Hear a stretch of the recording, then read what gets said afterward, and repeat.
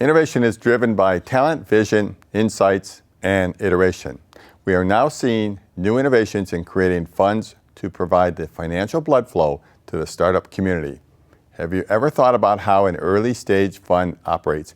Even more importantly, how does a fund get launched? My name is Jim Connor. Welcome to Game Changers Silicon Valley. Tonight we have an opportunity to get a glimpse into how an early stage fund is started, raises capital, and begins the review of investment prospects. My guests are Trish Costello, Portfolio Manager of the Rising Tide Fund, and Monty Nguyen, an investor and mentor in the Rising Tide Fund. Trish and Monty, welcome to the show. Monty, let's start with an overview from you on what's different about this investment fund from the broad number of funds currently in the startup community. Thank you, Jim, for having both of us, and much appreciate the opportunity to talk about the Rising Tide Fund. So what the most critical thing that separates the Rising Tide Fund from all the other ones is its focus on using hands-on scenarios, cases, company being going through funding, and teaching an audience of investors about the investing process. And the focus of this is mainly on women, by women, and it lends itself to a mission. A mission. Is Yes. this a social mission, or is this a business mission, or an educational mission? I think it's a combination of all three. Okay. Yeah. I think in the social sense, it is educating a larger pool of women who have the potential to become angel investors, but have not had the opportunity or the exposure. From the business perspective, it's focusing on return on investment. So it's not just kind of like a social experiment. And that is really, really important to the general partner who set up the funds, to the 9 lead investors, as well as the 90 members, limited partners in the fund.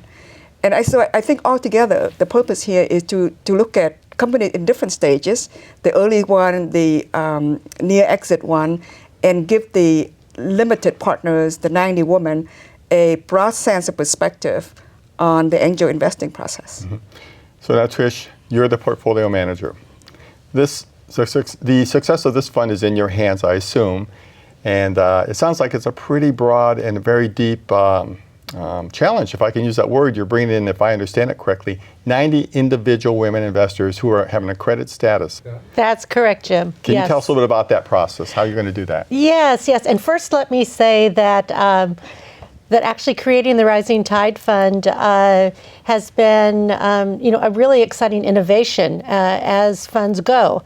And I don't really feel like I have the full responsibility. In fact, I don't. The first thing that we did, my partner, Alicia Robb, who is a researcher at the Kauffman Foundation, she and I, when we started creating the concept, we said, we're going to go out and recruit 9 of the best women investors in the country. And so we brought together these 9 from, all areas, from San Francisco to Miami, DC, Houston, Denver, and brought together these top thinkers to do this in a way that I think is almost, very central to how women think. We put together a collaborative, and together we recruited another 90 women who really, for the most part, have not invested. So we're doing it in a real collaborative, transparent type of way in creating this venture fund. Mm-hmm. I have to ask the obvious. Why are you doing this? Mm-hmm.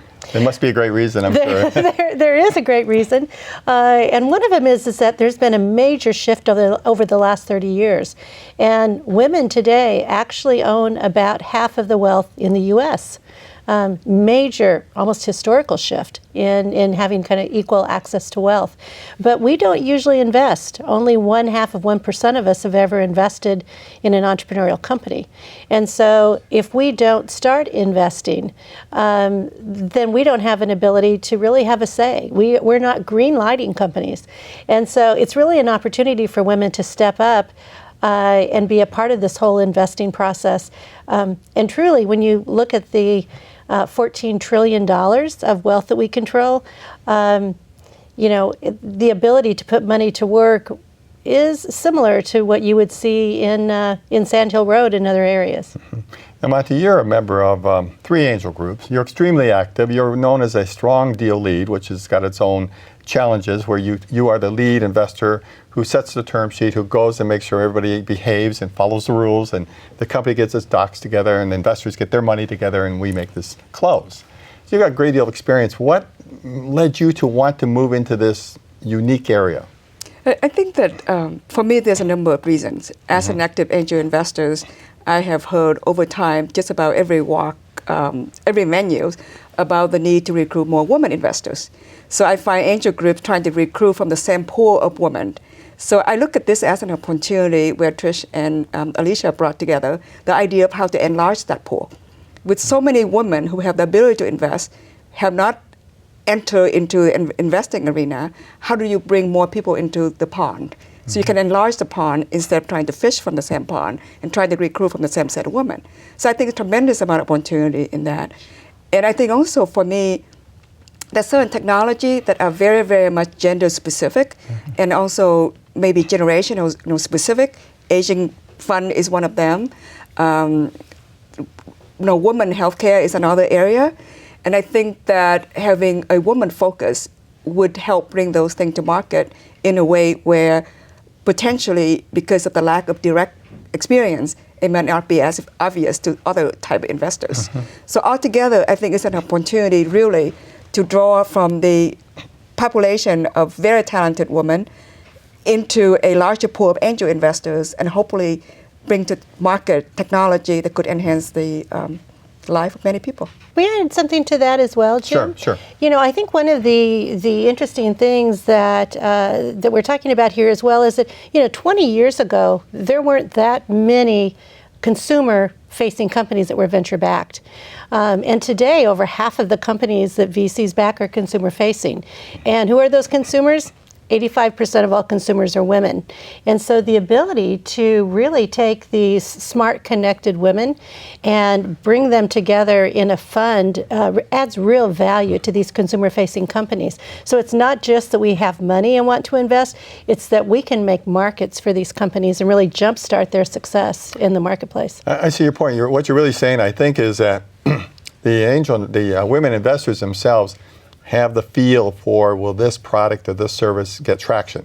Much more than, let's say, just a general group of investors. The women who are the consumers, they're the ones that are really going to be better able, more qualified to make that call. Is that correct? Yes. I think a good example in that is Pinterest. Pinterest did not take off for a long, long time until women started using it and all of a sudden become one of the hottest companies in Silicon Valley. And that's an example where something that is very, very centric toward the women behavior. Right? And so I think that is one example.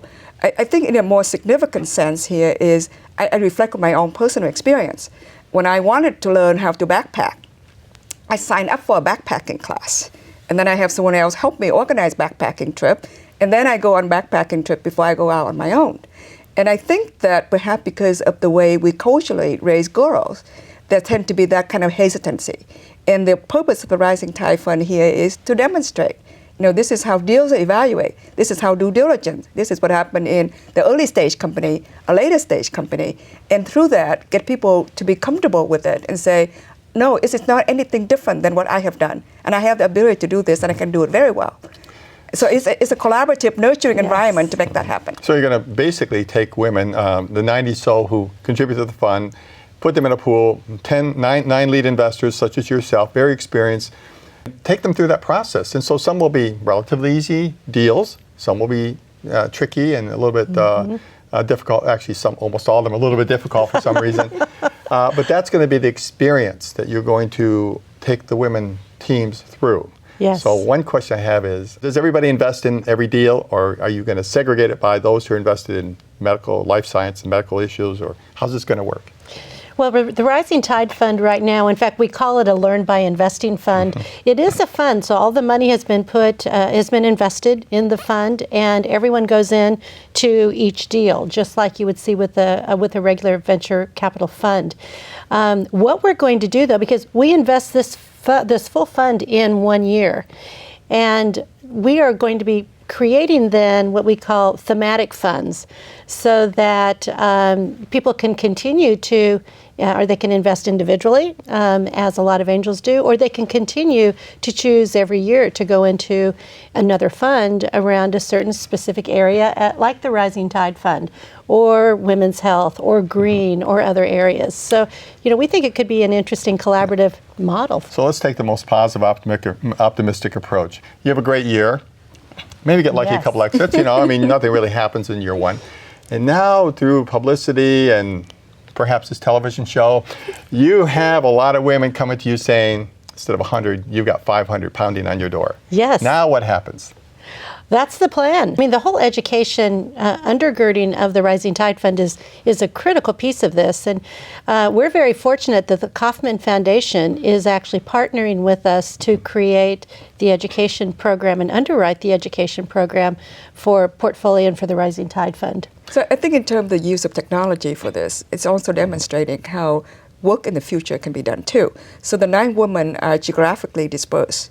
So all of our activity is done online through services, WebEx, Zoom, GoToMeeting and things like that. So Slack, that our yes. Yep. So Slack. So communication online, meeting online, and also we have the opportunity here when we hold these sessions online to have other women interested to dial in so they can see it. Okay? So this allows for the scalability of the future. So I don't have to be necessarily a participant in the first 90 to watch the educational sessions. Is that correct? That's correct. Absolutely. And what makes us different is that there are some wonderful groups that we really believe in that are training women, and there are a lot of wonderful angel groups.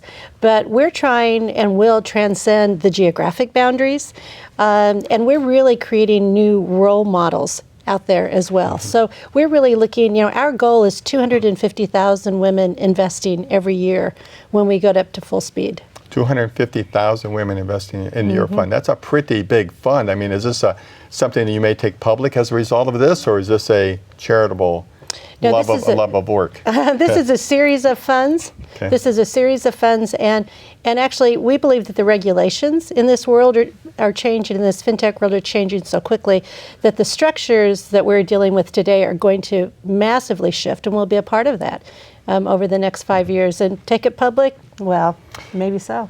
So Monty, you're a mentor. And Yes. you're an investor. So what does that mean? I'm an investor and I'm a mentor. Or what is that responsibility? What's that bring to you in terms of obligations? So for me, being a mentor is trying to help somebody thinking through and trying to impart some of the wisdom and experience I have gained to that person and help ease the way of their whatever their endeavor is. So I mentor a lot of young entrepreneurs. I also mentor high school students, and some of them are entrepreneurs. So a lot of time when I look at the mentoring opportunity, I look at that as an opportunity to give back. And I think that in many of us, the saying go, it takes a village. Yes, it takes a village to raise a child, it takes a village to build a community. And I think that mentoring is one activity that I can do to help build a community. Trish, how did you come to this? Briefly, we only have a few minutes left, but is this Yes. was this a lifelong work, or did you just bump into this opportunity? This has been a lifelong work, Yes. and 21 years ago, Jim, I founded the Kauffman Fellows Program, the Venture Capital Fellowship. So I've been a part of developing over 500 VCs, and what I realized is that although a third of those VCs, successful VCs, are women, that maybe there's another way for us to do it. And so it's been a part of that, is looking at what's the best way to shift this world in a way that works for men and women. Let me just get a little contact information for parties or interested people who would like to follow up with you. What would be the best way to contact yourself, we'll say, the Rising Tide Fund? Yes. So Trish at portfolio.com, Trish at portfolio with an A.com is the best way to get a hold of me. Okay, and Monty, what's the best way to follow up with you? The best way to follow up with me is Manthi, M-A-N-T-H-I, at lamsoncapital.com.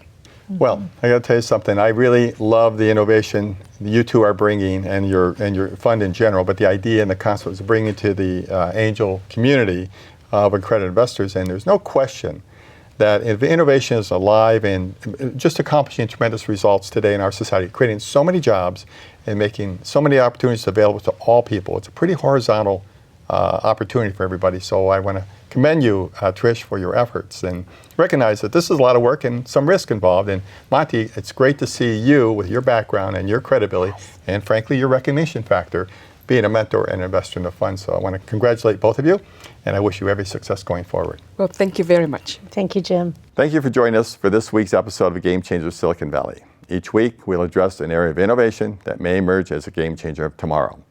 You can follow us on our website, gamechangers.tv, our Facebook page, or subscribe to our YouTube channel. We look forward to your continued interest and participation in the upcoming shows.